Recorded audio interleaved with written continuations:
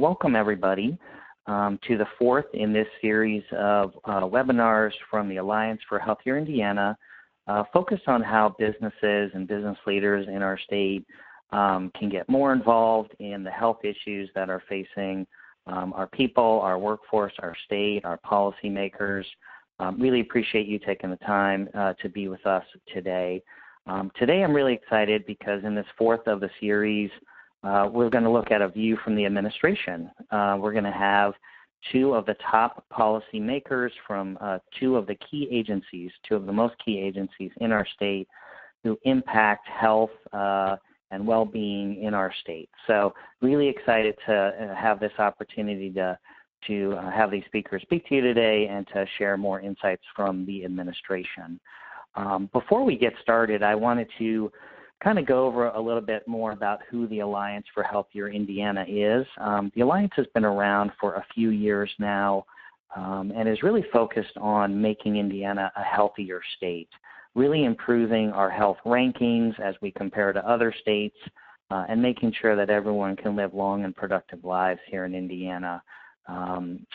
Both, meet their personal goals, meet their professional goals.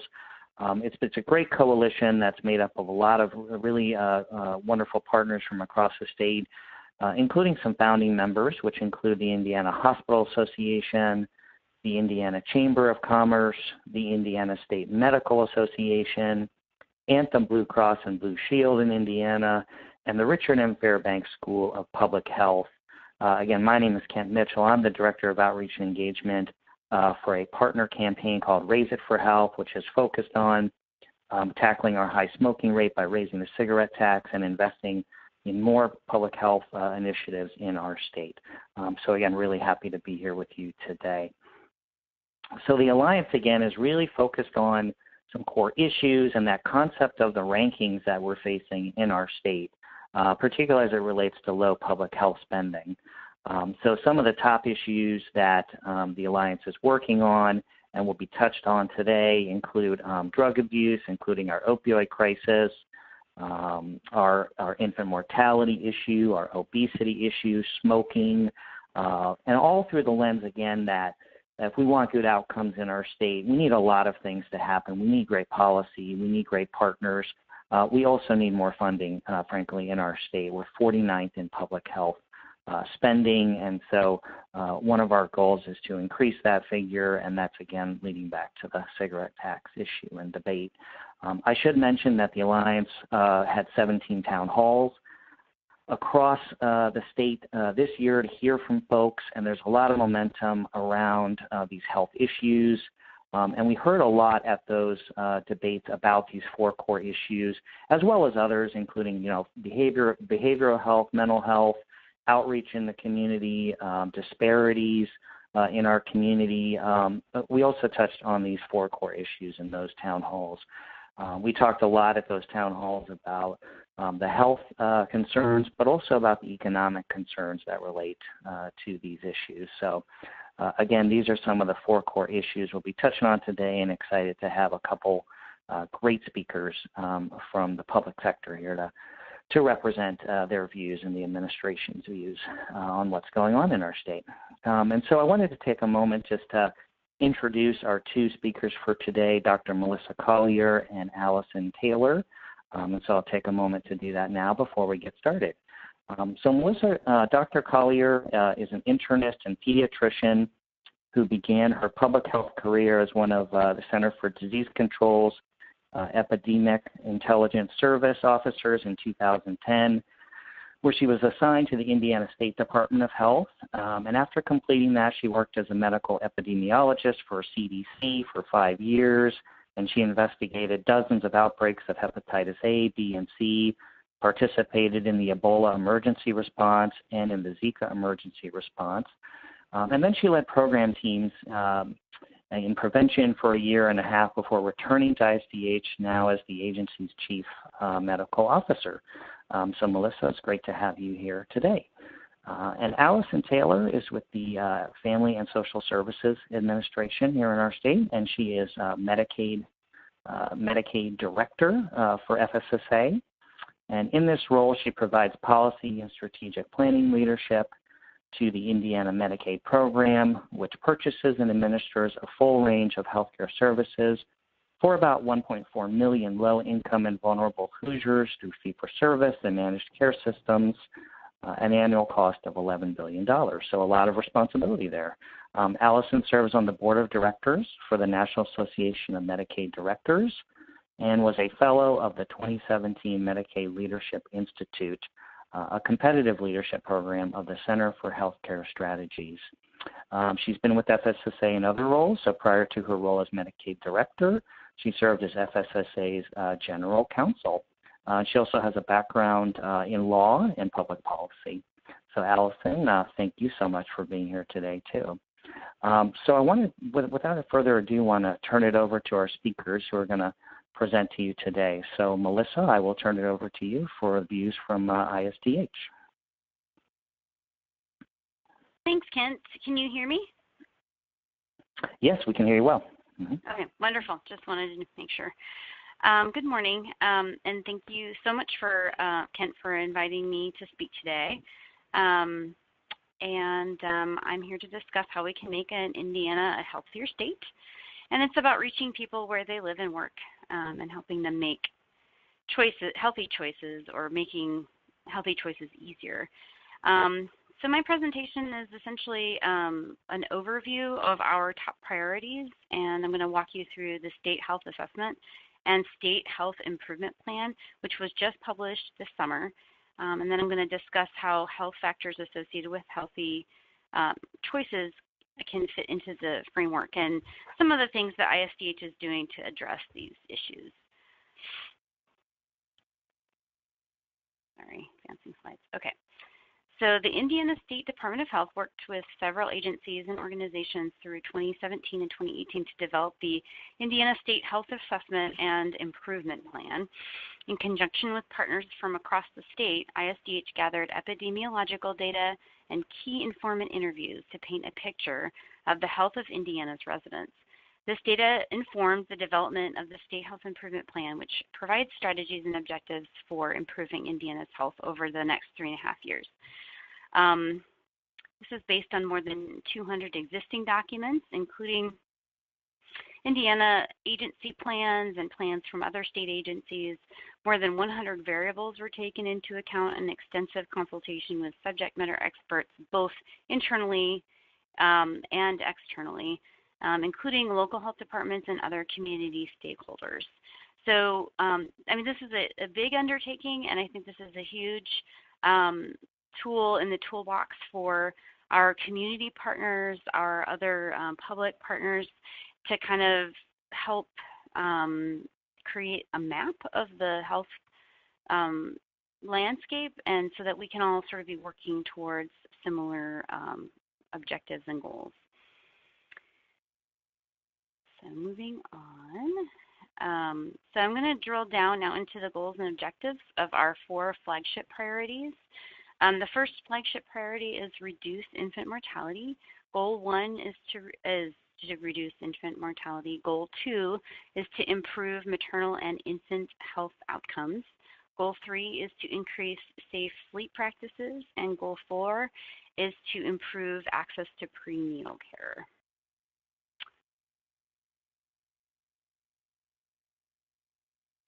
So flagship priority 2, addressing the opioid epidemic.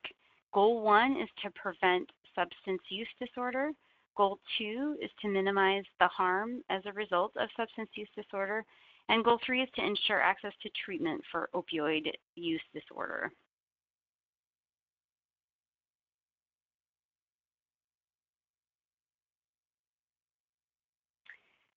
So Goal 3 is to ensure access to treatment for opioid use disorder. This is very important to help induce a long-term recovery for people who are experiencing this. And of course, we would like to expand access to supportive environments for people in recovery to live while transitioning back into the community, such as recovery or sober living houses. Unfortunately, we have some limited resources in this area, and there are waiting lists in some communities. Also, we'd like to decrease the stigma of substance use disorder by spreading awareness with the Next Level Recovery, Know the OFACS website and resources.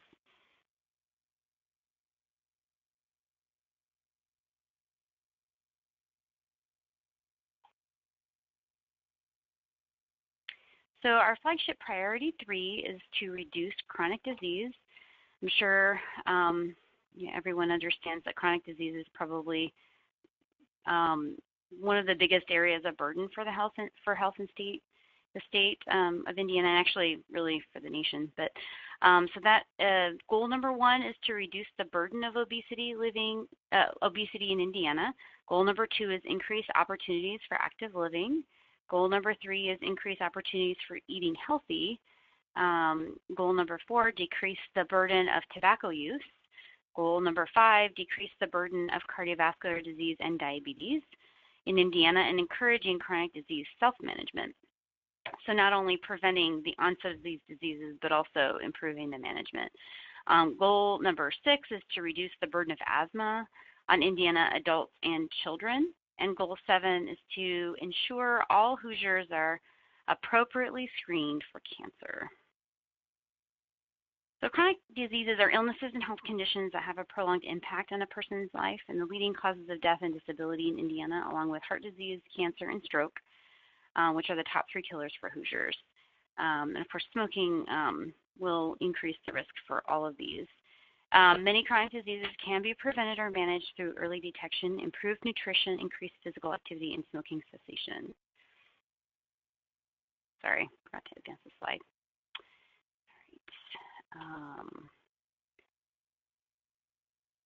So according to the 2016 Behavioral Risk Factors Surveillance System, or BRFSS, which is a CDC surveillance system where they ask a random sample of people from across the nation, is representative of the country and of the state at the state level.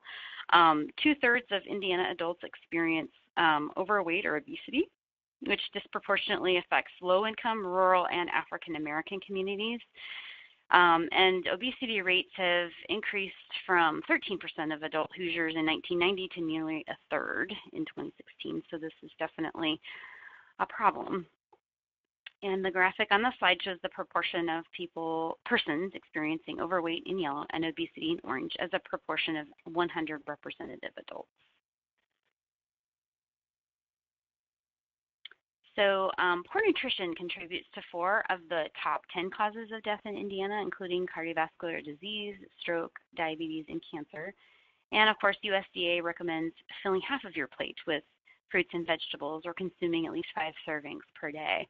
But this is very expensive for especially our low-income Hoosiers because, well, I mean, from my personal experience, it is very expensive to buy fresh fruits and produce at the grocery store, and will become more expensive as the demand increases. Moving on to healthy foods and beverages. So despite the USDA recommendations of 5 servings of fresh fruits and veggies per day, or half your plate, many adults and children in Indiana are not consuming even 1 fruit or vegetable serving per day.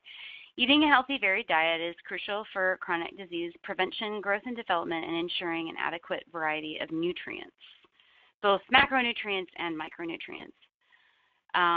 So from this graph, data from the National Behavioral Health Survey shows that being able to afford fruits and vegetables is a significant barrier, with only 63% of persons reporting always being able to afford to eat good nutritious meals, and 5% reporting that sometimes or often not being able to afford food.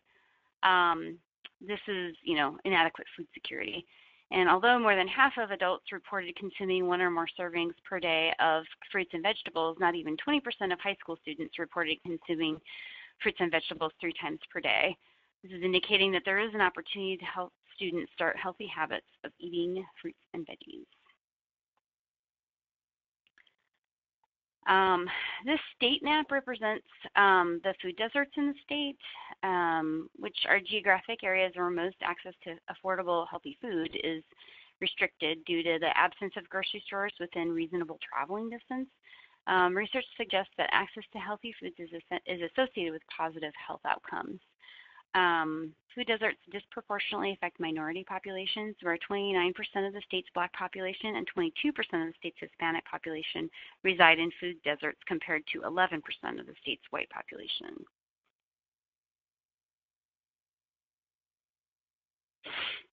So physical activity helps individuals of all ages maintain a healthy weight in addition to reducing their risk of breast, colon, bladder, kidney, stomach, lung cancers, endometrial and esophageal cancers.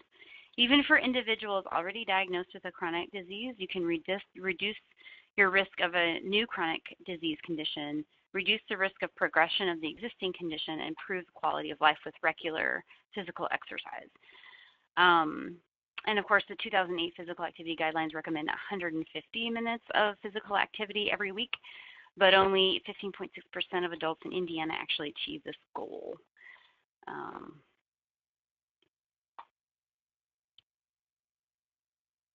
So next, I wanted to talk about diabetes, the National Diabetes Prevention Programs.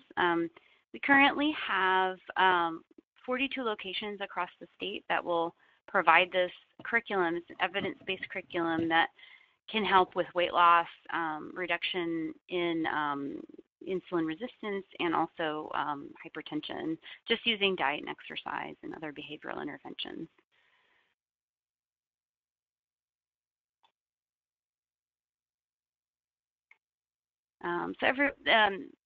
The burden of tobacco use in Indiana is pretty high. So it's the single most preventable cause of death and disease. 11,100 Hoosier lives lost due to tobacco every year. $3 billion spent annually in medical expenditures and $3 billion in lost productivity. So it's very expensive.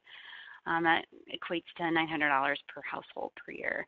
And for every pack of cigarettes sold in Indiana, the state spends $15.90 in healthcare costs. Lost productivity and premature death related to tobacco. So it's a big burden and preventable. So yes, and let's see. Medicaid, and actually I probably should let Allison talk about this, but recently expanded coverage to all 7 FDA-approved smoking cessation treatments, which is 5 forms of nicotine replacement therapy, and bupropion SR, which is the brand name Zyban, and varenicline, which is Chantix, as well as the counseling, individual, group, and telephone. So that's good. So moving on to flagship priority 4, that's goal 1, develop new and foster existing partnerships to improve public health. So that would, of course, include employers. Goal 2, increase availability of timely and accurate data to communities across the state to help aid in decision making. And also number 3, build the capacity of local health departments, public health workforce, and community partners to provide quality and equitable public health services. So, so how to make this ISHIP happen? Every person plays an important role in community health improvement in Indiana, at schools, homes, workplaces, recreational areas, and churches. So we're looking to engage a diverse group of people within the communities to try and sort of collaborate and coordinate some of these activities. And also, just having everyone encouraging and supporting healthy behaviors from the start, because that's easier than altering unhealthy habits that have been long established. Behavior change is hard for us humans. Some employers can help by understanding priority health issues within the community they serve and making their businesses healthier places to work, educating employees about the link between health and productivity. I'm going to advance a couple of slides. So you can visit both the Indiana Indicators website, which is on the slide here, and also Indiana Stats Explorer for current data for the core measures contained in this SHIP for state and county levels. Local health departments, hospitals, community coalitions, and others implementing the strategies contained in the SHIP are encouraged to compare their county rates to state figures to better understand their own health burdens. And as far as employers specifically, We have had some success with employers. So some of it is, of course, you know, through health plans, improving obstetrical care access to employees, providing some additional health education. I mean, it would be great to see employers offering the National Diabetes Prevention Program curriculum at work sites. There are several companies that have a very good track record of providing telehealth or remote National Diabetes Prevention Plan curriculum, such as Omneda, and so that's a tool for employers. The other thing, of course, is any small. I mean, there are some very small things employers can do to improve access to sort of the ability to walk safely, like putting short trails on the premises so that employees could go and take a quick walk on their breaks. That would be wonderful intervention. It would be relatively inexpensive. Also, of course, providing on-site fitness facilities and things of that nature to increase just the convenience of employees being able to access places where they can be active and get some activity in. So I think that's all I have, Kevin. Did you have and I put my, here, let me advance the slide. So this is my contact information, my email and phone number if anybody would like to reach out. All right. Well, yeah, thank you so much, Dr. Collier. And, you know, so many of those, like you said, so much of it is about like helping people make their healthy choices and live healthier lives. But it all comes back to, you know, what does that look like in our state and in our communities? We heard a lot in the town halls that we did. You know, are people being reached by the educational efforts that we want them to have? Are we reaching kids? You know, like you said earlier, are employers involved? Like you said, there are things they can do, and it's just about making sure that everyone knows about that and can kind of feel empowered and engage. And I love how you mentioned evidence-based programs too, like the National Diabetes Program and others, and those small changes that folks can make. So we do talk a lot. Maybe I'll ask you one question here before we go to Allison, which is, you know, we do talk a lot at the Alliance about the impact on our workforce. Obviously, you know, the other Hoosiers are our friends, our neighbors, our family, you know, but they're also part of, you know, keeping our state moving forward economically. You mentioned some of the productivity issues. I guess of the things that you've talked about, chronic disease, obesity, infant mortality, all those, like, maybe you could just give our folks here kind of a global picture of like what the burden of that on our workforce. Where do you see some of the highest impacts, and where would you kind of educate our business leaders about, you know, if they're seeing health issues in their workforce, you know, what have you just kind of highlighted that would kind of point toward that? Sure. So, I mean, obviously, the four flagship priorities that we picked are based off of the burden of morbidity and mortality. You know, as far as from an employer perspective, I mean, certainly, you know, as I said, tobacco contributes the highest preventable, you know, factor for reducing for disease and disability. So even just, you know, sort of communicating and educating to employees about tobacco cessation, particularly. We have a quit line for Indiana, 1-800-QUIT-NOW. It's a free service to any Hoosier who wants assistance with quitting. And those folks really do a good job of linking people to the necessary resources to provide them with the best support. And so even just like putting, you know, 1-800-QUIT-NOW in, you know, areas of high traffic to just sort of, you know, as a way of sort of like making some multiple touches to people who are smoking to get them to start thinking about quitting. And because it's, you know, obviously behavior change is hard and requires a lot of assistance. And so, you know, just sort of having that sort of wearing down on people's, you know, awareness about the need to quit could be something that would be easy to do and free, and also potentially very impactful.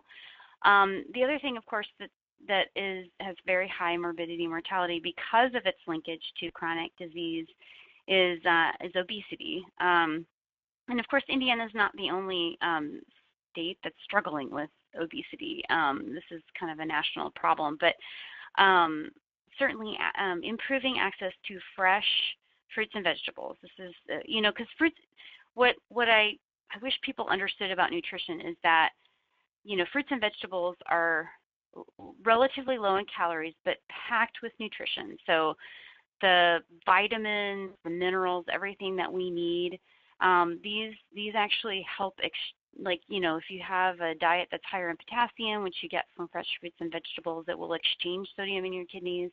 And it's also a source of magnesium and other really important vitamins and minerals that can not only address hypertension, but also, the low calorie nature of it. You can get more nutrition in your diet and with less calories if you eat fresh fruits and veggies. And so I for employers to try to sort of look at where they could improve access to fresh fruits and veggies, like maybe bringing in a farmer's market, once a month. Or I know when I was at CDC, they had actually hired someone to have a farmer's market on campus, and it was very popular. People, utilized that service quite a bit. So, anything that you can do to improve access and also affordability is going to help. And again, also increasing physical activity. So making your campuses bikeable, walkable, encouraging people to get out and do some walking with their fellow colleagues during their breaks. These are all ways that can just very subtly, very, maybe easy to do interventions that will help people make better choices. All right. Well, thanks for that great advice for our employers. So I want to turn it over now. We'll come back to you during the Q&A session later. I want to turn it over to Allison Taylor to give the view from FSSA and kind of build on what we heard, I'm sure, from Dr. Collier. So, Allison, I'll turn it over to you. Great, thank you. And I can definitely attest that our Department of Health colleagues, both Dr. Collier, Dr. Box, if you ever have a lunch meeting with them, and I don't know if this is a mandate, but they are living what they are teaching us, because they always have fresh fruits and vegetables in their lunches. So I just wanted to point that out. I think they're setting a great example for us. But thank you for the opportunity. I am with the state's Medicaid program, as mentioned, and we, in a very kind of focused and collaborative sort of way, have to say, the flagship priorities of ISDH are very much in line with our state Medicaid agency and the larger Family and Social Services Administration, which is really, I think, important for this conversation today, because I think it's really allowing us to amplify some of our efforts to really have try to have a healthier individuals, a healthier workforce.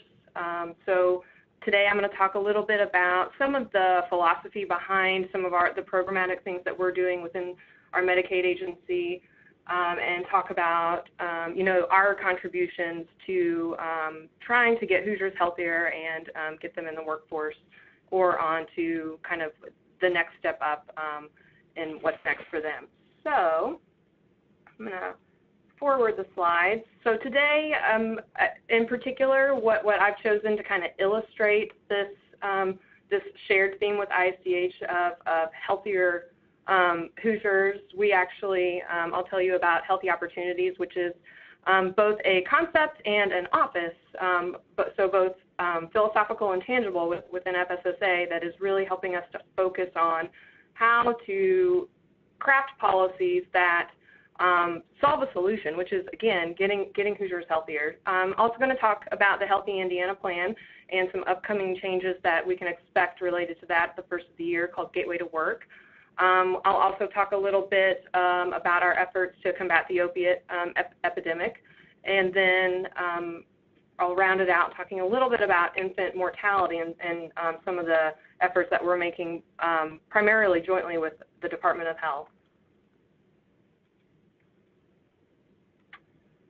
So what is interesting, this slide, it's pretty significant, because when we sit down and discuss, both in terms of within the Medicaid office and largely with FSSA, this concept of social determinants of health, and I imagine we'll get a question or two about this during the Q&A piece, but this image and this concept is really central to the innovation and design that we as a state agency are trying to incorporate in the services that we provide. And I guess just to level set, Indiana Medicaid serves about 1.4 million Hoosiers. So we have the opportunity, right, to impact a significant portion of the state's population. And it is a very conscious decision and a newer one that we are really putting the whole person first. Having conversations about not only health, but the connection to workforce, to diet, to housing, to transportation, all of those aspects that make up the lived reality of an individual. And so that's why the work, it's so complementary, the work that the Department of Health is doing. Obviously, they're very data-driven. They've got their epidemiologists helping to flesh out the evidence-based aspects of that, the science of it. And that really helps inform, our decisions, and we can take a look at what tools and policies can we utilize to not just deliver care, but deliver the right care, in the right place at the right time. So it's a really exciting time with our state Medicaid agency that we're able to focus on those social and physical supports. And the idea, the mission really is to reduce barriers that can impede Hoosiers from achieving optimal health outcomes. And just a couple programmatic things. I don't have them listed on the slide, but a few, I think, really unique aspects of our state's Medicaid program where we are pioneering. I want to highlight our community health worker program. So that is basically a new class of Medicaid provider that kind of lives somewhere in between the clinical and the social. They are the eyes and ears on the ground to work with individuals in the community where they are to meet a specific need, whether it is, if we're talking about infant mortality realm, it may be a lactation consultant, a navigator of sorts.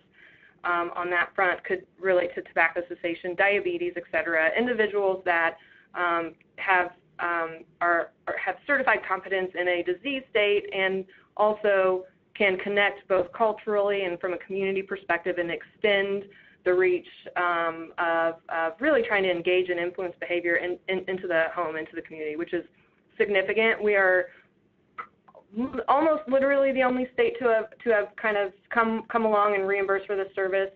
So there is one other, Minnesota, who is doing something similar, but we think this will be a great tool to really start investing and getting that care into the community to try to change the trajectory and get individuals overcome some of that generational poverty issues and really help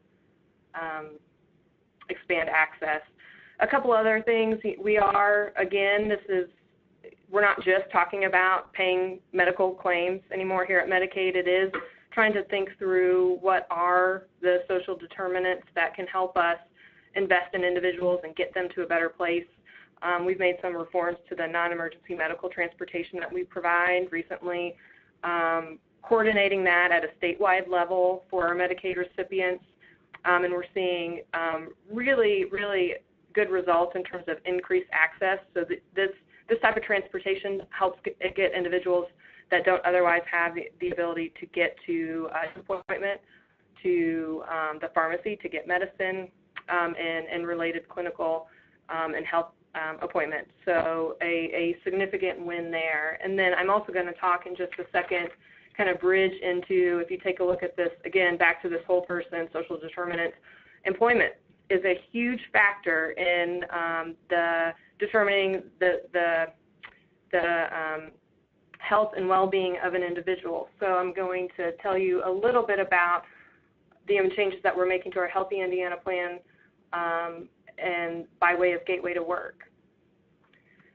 So we are, as folks on the phone know, we've had, Medicaid has a history really of innovating in the way that we deliver Medicaid to our Hoosiers.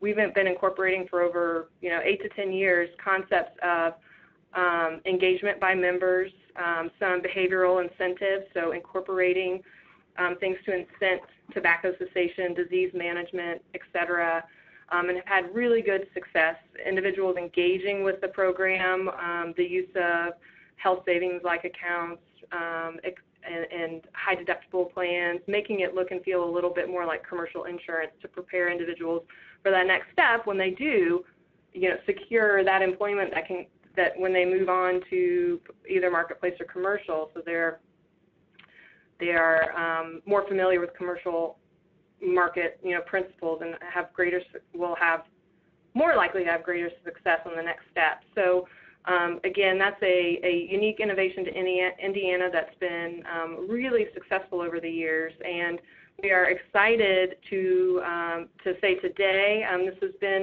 we've been developing this for a while, so most of our partners in the Alliance are at least tangentially aware that we are expanding our Gateway to Work program, and that is a program that connects individuals in the Healthy Indiana plan to work, education, employment, volunteerism, et cetera. So starting January 1st, 2019, we're going to make that a mandatory and permanent feature for a portion of our HIP members that don't otherwise have another health condition or other issue that would, it would not make sense for them to participate in this employment piece at this phase. So we're excited because we think this will really be, a pathway and an opportunity to prepare folks and individuals for what comes next. And here, just a quick slide. I encourage anybody, if you're interested, on our FSSA website, if you go to hip.in.gov, we've got a special section dedicated to Gateway to Work, what it means, the resources that we're bringing to bear to try to really connect individuals to the supports they need in terms of employment, education, volunteerism. But it's about 20% of our total HIP population who will qualify, and we're going to have a very long runway because the key to this, and I know that members in the Alliance can attest that a really important factor to success with any of our programs is consumer engagement and understanding of the expectations and the guidelines that, HIP back in 2008 was very much a new concept. We incorporated health savings like accounts and some high deductibles, and the success of it really hinged on that meaningful connection with members, really explaining the expectation, and we've had great results. And so we're really taking that same collaborative, slow communication approach with Gateway to Work. So we're going to have 6 months of a non-enforcement period and then ramping up to an eventual full-time implementation July 1, 2020. Individuals will be able to participate they'll be required to participate 80 hours per month with the program. And for this audience in particular, the really hallmark aspect of our community engagement program hinges on our community partners. So individuals in the Gateway to Work program, we are currently building out that statewide network. We'll have a searchable database, developing those connections with employers, nonprofits, government organizations, churches, whoever, large to small, to be listed as an available and kind of willing partner to work with individuals. And we are really just excited about the prospect of identifying resources, identifying where the needs are, and connecting individuals, those that are kind of prepared for that next step, connecting them to these tools.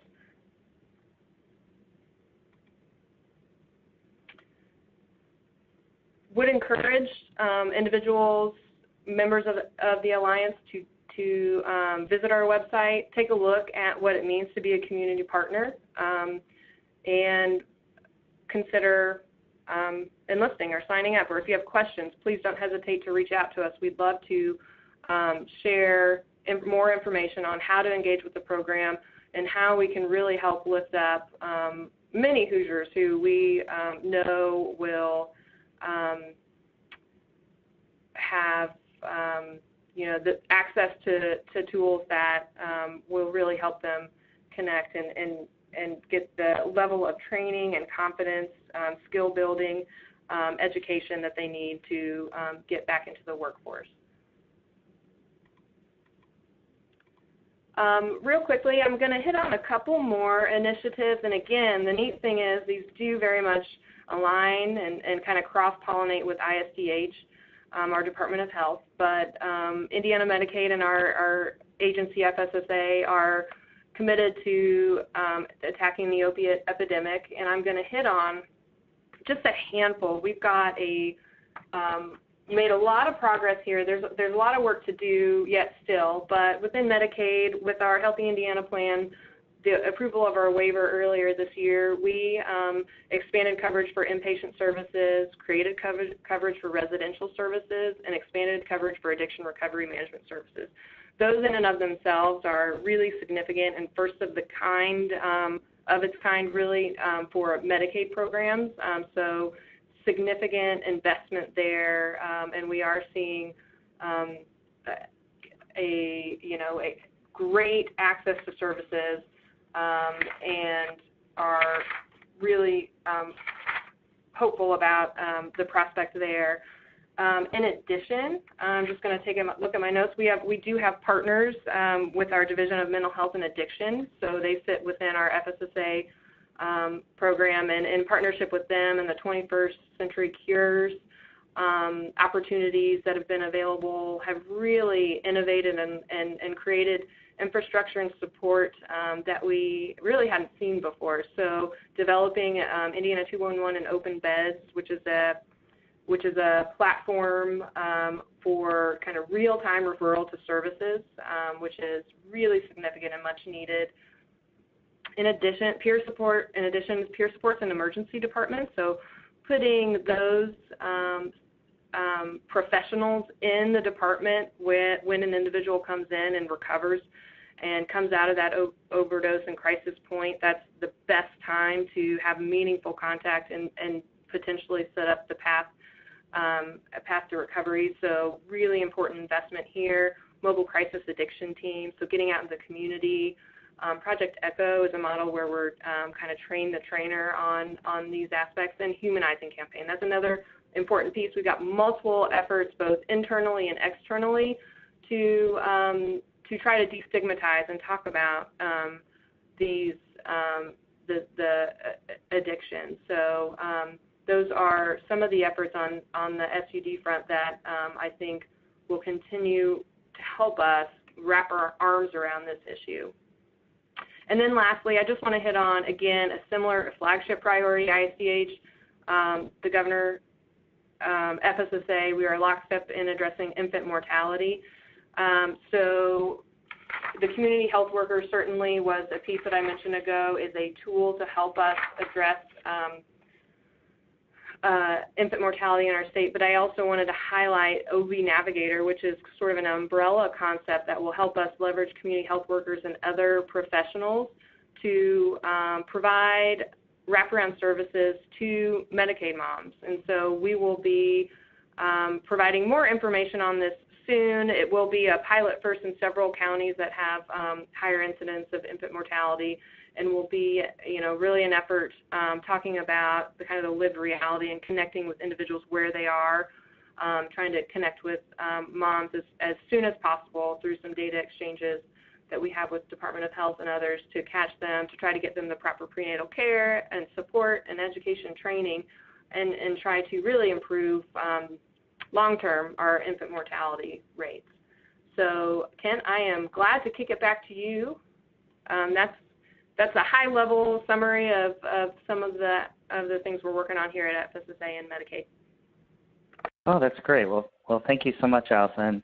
And like you said, I mean, it looks like starting from, 2008 with HIP, and it's been quite a journey, I guess, for FSSA, I would say, over 10 years here. And there's a lot of innovation, obviously, that you just presented there, especially the Gateway to Work initiative, which is coming up, really soon.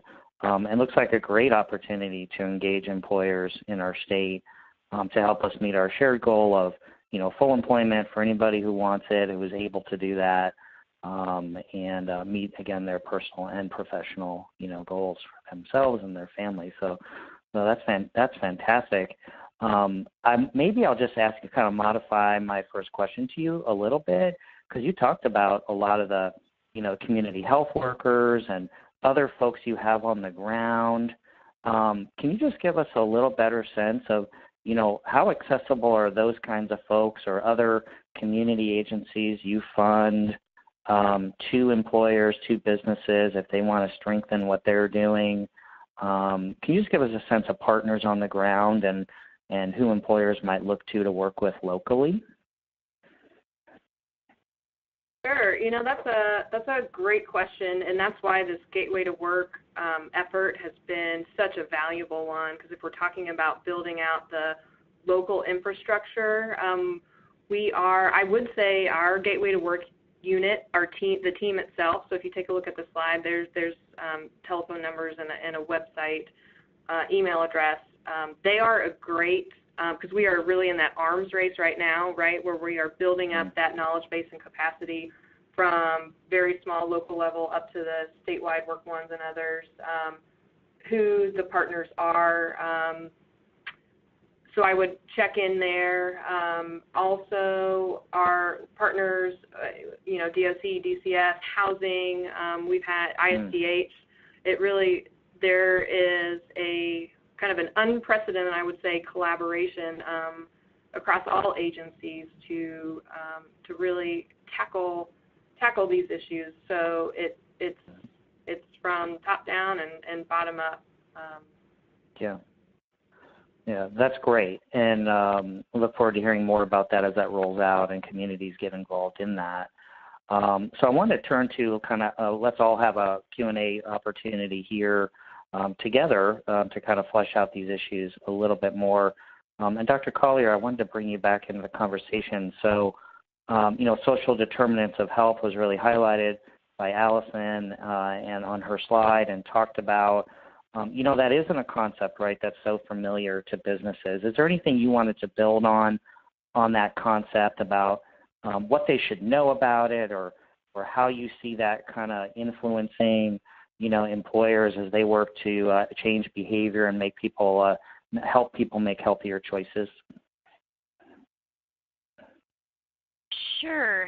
I mean, the social determinants of health are sort of a diverse group of things that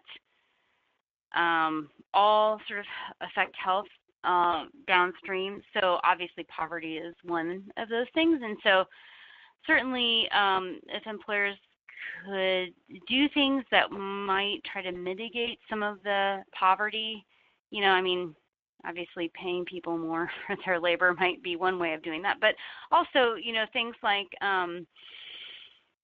bringing in farmers markets, or, especially if like an employer knows that obesity is a problem for their employees, then potentially helping the employees' dollars, stretch further by bringing in fresh produce at a discount or something like that. Also, some of the other social determinants of health are sort of related to early childhood trauma and or trauma that may be ongoing in someone's personal life or even professionally. that can be addressed through like employee assistance programs. So having counselors either on site or creating some sort of like a contract with a company that is able to provide either telehealth services for behavioral health or even, so either on-site or telehealth. There's a lot more resources becoming available through, virtual and remote services, and they actually work pretty well.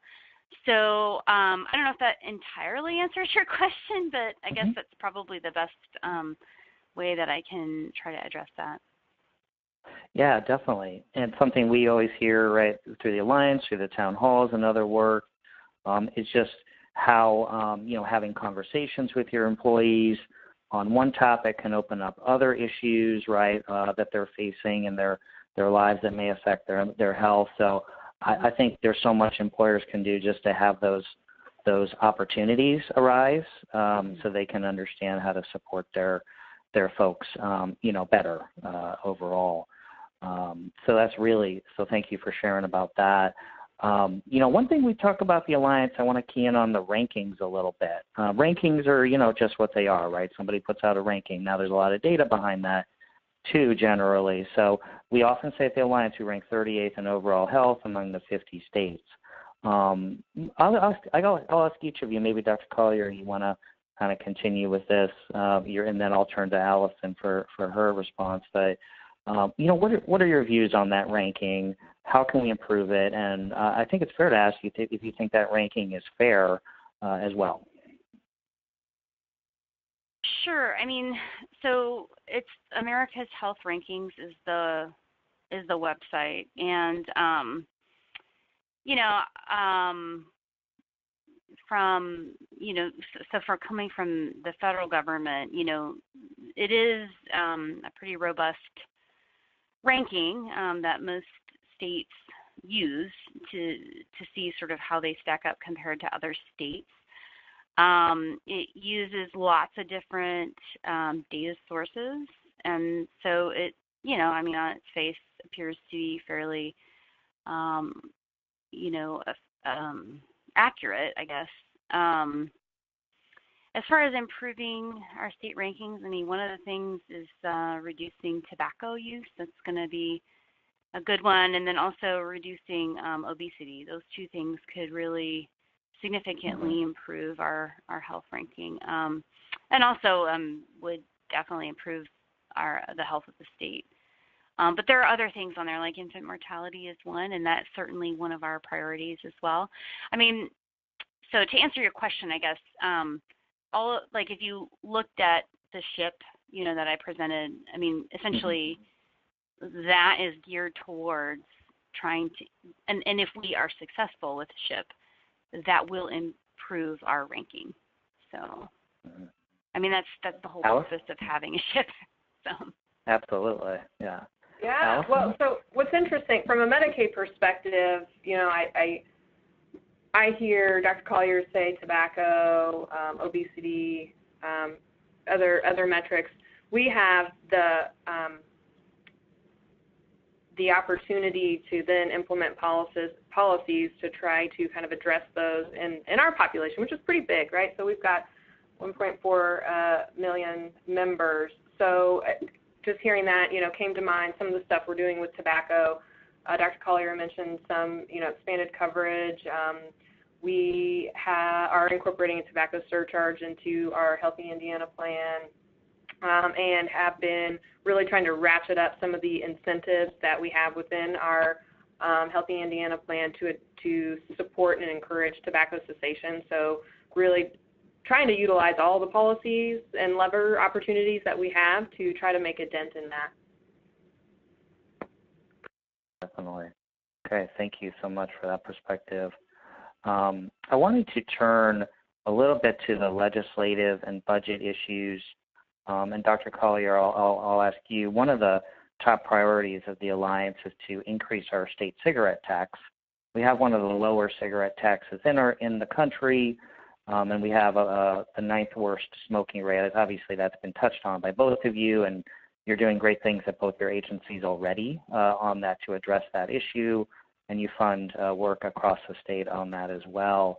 That said, it's a top priority of the Alliance, the Chamber of Commerce. There's been a lot of news coverage around it as we head into a session. Dr. Collier, what are your agency's views on this issue? How do you think about it?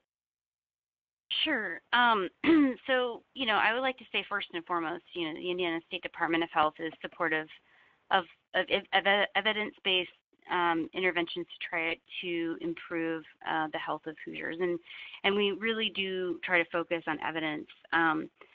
Now, I am going to draw on a colleague of mine, Brian King. He was my EIS classmate, and he wrote a great essay for the journal Tobacco Control, and it's called Tobacco Control Vaccine, a population-based framework for preventing tobacco-related disease and death. And so I reference this article often because it's from a peer-reviewed journal.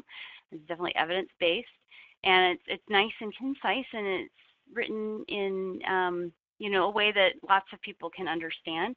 So there are 4 evidence-based components to the tobacco control vaccine, which is what he sort of like calls it to sort of make it stand out in people's minds. But one, of course, is tobacco price increases, and so that's what you're kind of describing. 2 is the smoke-free policies. So improving smoke-free policies, making those, shoring those up, making them more robust. 3 is hard-hitting media campaigns, and 4 is cessation access. Now, ISDH does not have the authority to levy taxes, so unfortunately we are unable to sort of address the number 1, which is the tobacco price increases. But we are definitely working very hard on improving, the smoke-free policies.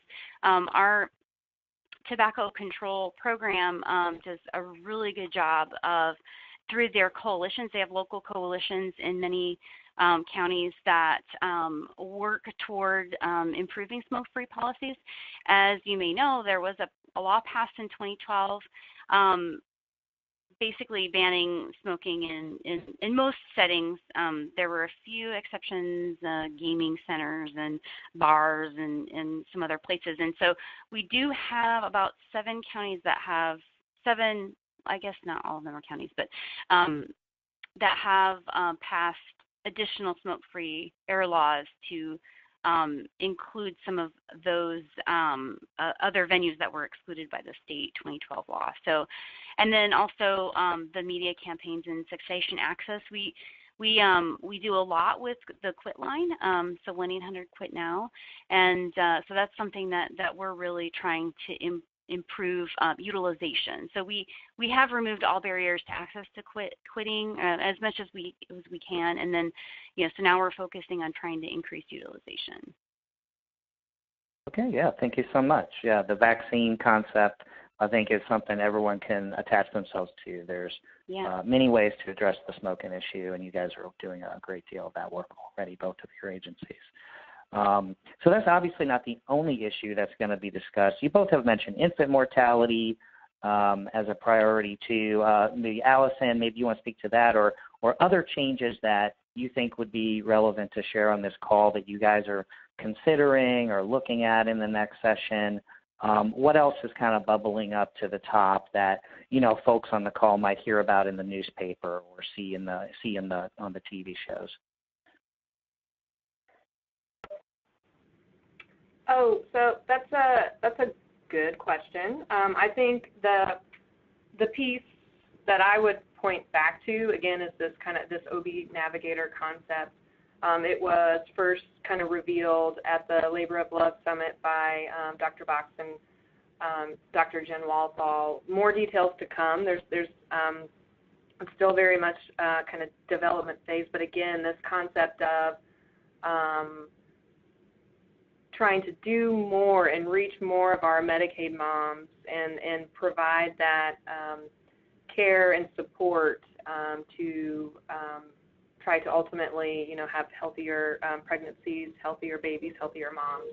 So more to come on that. Dr. Collier, anything you want to share on infant mortality or other issues? Sure. We have the Indiana, the IPQIC. What does IPQIC stand for? we have a council of diverse stakeholders that is helping us to work through the infant mortality issue. As you know, infant mortality is a very complex issue. There are lots of different things that are driving of that, and it's actually a huge health equity issue. Our Black infant mortality rate is 2 to 3 times higher than our white mortality rate, and so we're working through the underlying reasons for that and trying to address them. But it's quite complicated, and so we do have the IPQUIT Council that's helping us with that. And I do think that the OB Navigators is a great program, is going to be a great program, and is one very important way to try and address this issue, mainly because a lot of the infant mortality related issues are lack of prenatal care or late entry to prenatal care. Also, just sort of like a lack of knowledge and education about things that can go wrong in the postpartum period that relate to not only infant mortality, but also maternal mortality. And the OB Navigators are, nurses and or members of the peer community that can sort of not only check in on women and sort of help them make decisions, such as like, should I go, my blood pressure is X number, even, I'm going to check my blood pressure when I leave the hospital, and what number do I need to, be concerned about, and do I go to the hospital, or do I go to my physician's office? These kinds of decisions that are hard to make even for somebody who's very knowledgeable, but for someone who may not even have a high school education, it's even harder. And so, just connecting them to somebody who can help them make those decisions, I think would be very valuable. Yeah, and just from the employer piece, there's just so much employers can do for expectant mothers, and making sure they also have information and resources and good policies as well at their workplaces to support that most critical period, right, in life too. So certainly providing resources for OB care for employees would be very, very helpful. Absolutely. Well, we're nearing the end of our time here, so I just want to end on a final question. There's been so much good has been presented here today about what you guys are doing, the plans you have in place, different innovations, and Gateway to Work, and so many others that you're focused on. So just a great deal of positivity, and I wanted to thank you guys for sharing all the great work that is happening here. Maybe we could end with a call to action from each of you for business leaders. If there's something actionable, something relatively easy that they can do to stay involved, get involved, be part of this effort to make sure their workforce is as healthy as it can be, and that their community is as healthy as it can be. What is that one thing that you would ask them, or one or two things you'd ask them to take that next step and do after this webinar? So, Allison, if it's okay, I'll shoot it over to you. And what's that one or two things that you would recommend to a business leader? Yeah, so one, again, I think with the Gateway to Work component and the statewide community partner network that we're trying to develop, would certainly encourage and call to action those Alliance members to get familiar with it, know it's coming, understand, visit the website, peruse it, consider how you might fit in as a partner, would encourage that. And then, I think just the awareness and investment, we have this conversation regularly here, that when it comes to, the whole person, the investment itself is worth doing. If we can help one Hoosier at a time, that's great and amazing. But I think if we have this culture of investment, asking the right questions, trying to address whole health, we will see better outcomes, kind of overall, raise all boats. And so I'm just really excited about that message and opportunity, and think it's critical to help Hoosiers get healthy and engaged in the workforce. So I think this group is a great partner in that message, and I think we can have a lot of influence if we're all, focused on that whole person health and wellness. Okay, thank you. Dr. Collier? Sure. Actually, I would love to see Indiana business leaders sharing information with each other. So, I hear sort of anecdotally all of these great models that employers are putting in place. Like Monarch Beverage comes up a lot. Apparently they have a community garden that I need to go see at some point because I've heard really great things about it. And so it's sort of like, but I went to their website to try and find out more about their community garden that I heard about, just like sort of like in the grapevine, and they don't have it on their website. And so I'm sort of like, well, if you're doing something that's successful and that's making a difference, number one, collect data. Number two, share it with everybody. And you have my contact information. I'd be happy to be the catalyst to share that information. Even if it's publishing, like if you have data, you can even publish it in a peer-reviewed journal, because we want to be able to see and evaluate these interventions that are maximally effective and try to spread them, spread the word about like what things that you have done in your business to try and improve the health of your employees and improve productivity so that everyone can do it. And so, and I know that that's probably not an area that employers are generally, it's just not something they have a lot of experience with, but I'd be happy to help in any way. Yeah, and it's critical to share those lessons in any field, and that data, like you said.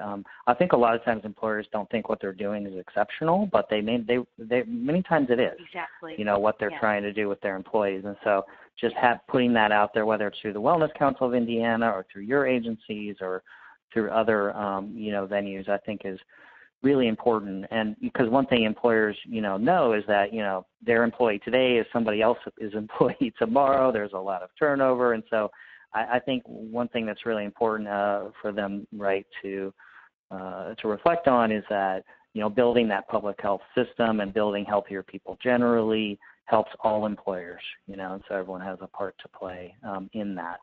And so, with that, I want to thank you guys both again for your strong participation today. It's great to have great leadership at both your agencies here in Indiana. We're definitely doing some groundbreaking work here in Indiana, thanks to you guys, and of course to our many community partners that you work with. So I really appreciate your views today. Just as a closing for those listening to the webinar today, it's easy to join the Alliance. It's a big tent coalition. We're going to be around for many years working on these issues. We've touched on one of the top issues right now, reducing smoking, raising the cigarette tax, and investing that revenue into communities. We can be top 10 in public health spending overnight with the revenue from the increased cigarette tax. So that is our priority, but if you'd like to join for that reason or for others, you can go to healthierindiana.org and click Join Us. It just takes a few minutes to fill out the form and be part of the Alliance. Also follow the Alliance on Facebook and on Twitter.